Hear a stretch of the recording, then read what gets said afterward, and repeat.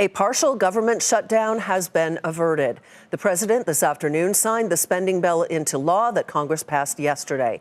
But the president also declared a national emergency at the border as a way to secure the funding that he wants for a wall. Eamon Javers is at the White House tonight.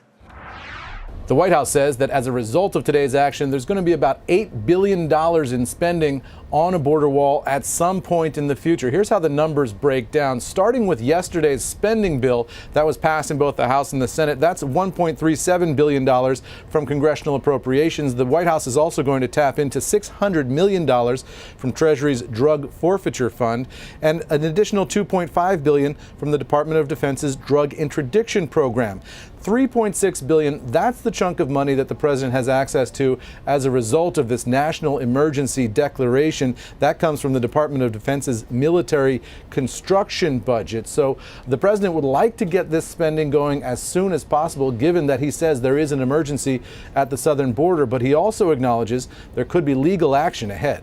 I'll sign the final papers as soon as I get into the Oval Office, and we will have a national emergency, and we will then be sued, and they will sue us in the Ninth Circuit, even though it shouldn't be there, and we will possibly get a bad ruling, and then we'll get another bad ruling, and then we'll end up in the Supreme Court, and hopefully we'll get a fair shake, and we'll win in the Supreme Court.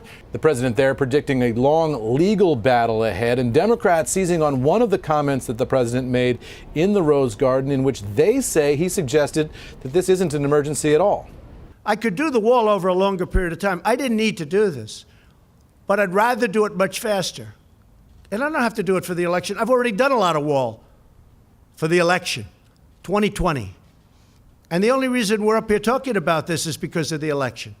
Because they want to try and win an election, which it looks like they're not going to be able to do. Democrats arguing that by saying I didn't need to do this, the president is in essence admitting that there's not really a national emergency at the southern border. The president making the case, though, that this is absolutely necessary. And the one thing that both sides seem to agree on is that there will be legal action going forward. Democrats, in a joint statement today, called this an unlawful power grab by a disappointed president. For Nightly Business Report, I'm Eamon Javers at the White House.